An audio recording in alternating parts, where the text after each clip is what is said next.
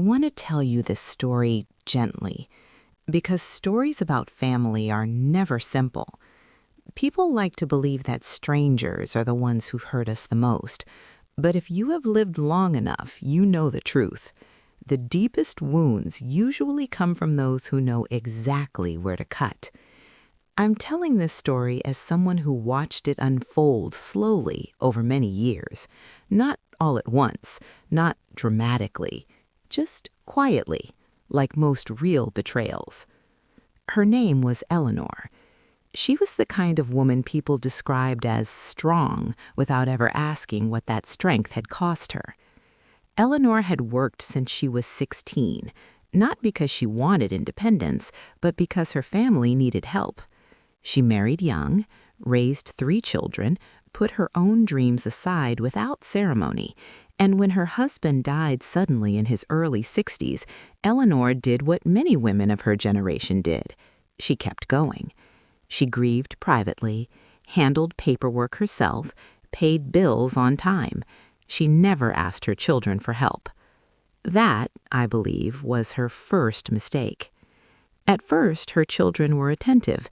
They called often, stopped by with groceries, asked if she was sleeping well.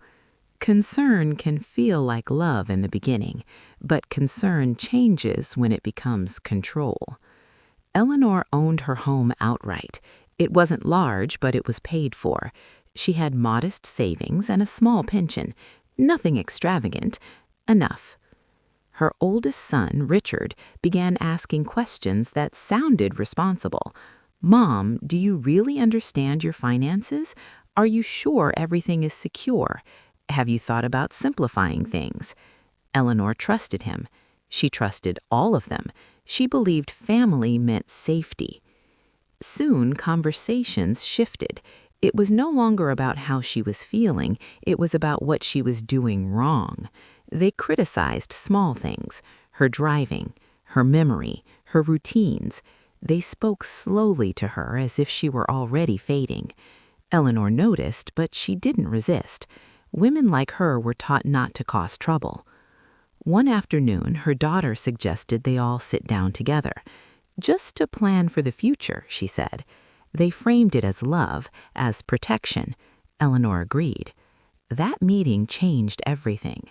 They told her she was no longer capable of managing things alone, that it was for her own good. They suggested transferring accounts, signing documents. Eleanor hesitated. That hesitation was treated as proof. "See," they said, "she's confused." What they didn't expect was that Eleanor was listening very carefully. She asked for time. They agreed reluctantly. That night, Eleanor didn't sleep.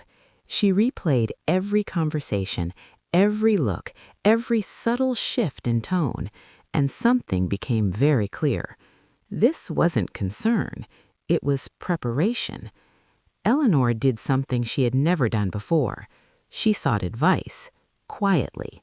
She spoke to a lawyer recommended by a neighbor, not a family friend, not someone connected, someone neutral. She brought documents, thank statements, letters. The lawyer listened, then asked one simple question. "Do you trust them?" Eleanor didn't answer right away. That silence was the answer. Over the next few weeks, Eleanor learned things no one had bothered to explain to her before. Her rights, her options, her protections. She learned that age does not erase autonomy, only silence does. Meanwhile, her children grew impatient. They called more often, visited unexpectedly. They pressured gently at first, then less gently. One evening, Richard raised his voice. "We're just trying to help you," he said. "You're being difficult." Eleanor looked at him calmly. For the first time, she said, "No." That word changed the temperature in the room. From that moment on, kindness disappeared. They accused her of being ungrateful, paranoid, unstable. They told others she was declining. Eleanor stopped explaining herself. She had learned something important. You don't defend your sanity to people who benefit from doubting it. Behind the scenes, she prepared quietly. She updated documents, secured accounts, documented conversations. She didn't confront. She waited. Family betrayal rarely reveals itself all at once. It reveals itself when it believes it has already won.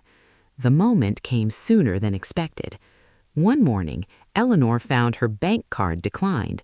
Then her phone stopped working. Then her internet connection went dark. Within hours, she realized what had happened. They had acted. Not legally, not completely, but confidently. Eleanor didn't panic. She made one call.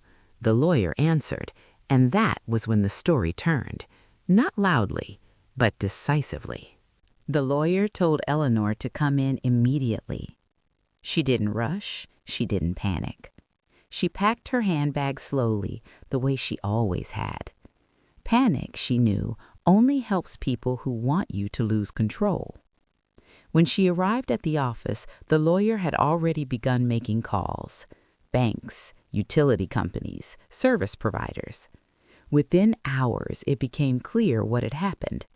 Her children had attempted to take control without proper authority.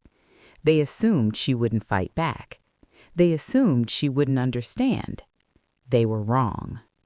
Eleanor listened as the lawyer explained everything in simple terms, not slowly, not condescendingly, respectfully.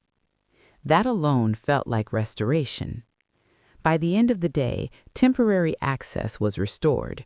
Her phone worked again, her accounts were secured. But Eleanor knew this was no longer about access. It was about intent. The following week, her children showed up unannounced.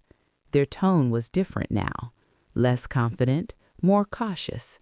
They asked why she had involved a lawyer. Eleanor answered calmly, "Because you stopped asking and started deciding." That sentence landed heavily in the room. Her daughter tried to soften the moment. "We were scared," she said. "We didn't want to lose you." Eleanor looked at her carefully. "You didn't want to lose control," she replied.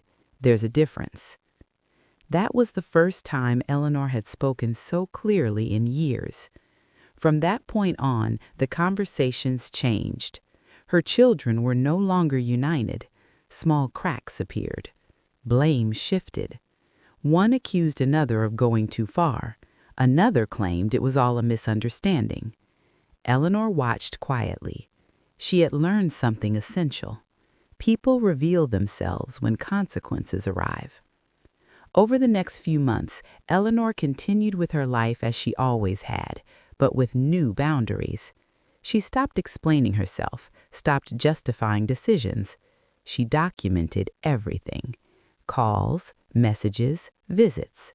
Not out of fear, out of clarity. Eventually, the legal process moved forward, not aggressively, not vengefully, precisely.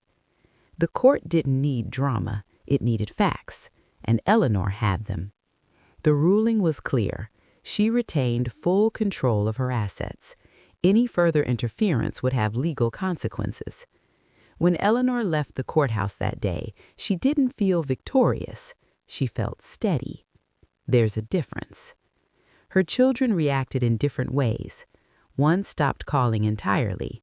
Another tried to apologize, but only halfway. Eleanor accepted none of it, not because she was bitter, but because she finally understood something many women of her generation were never taught. Love does not require surrender.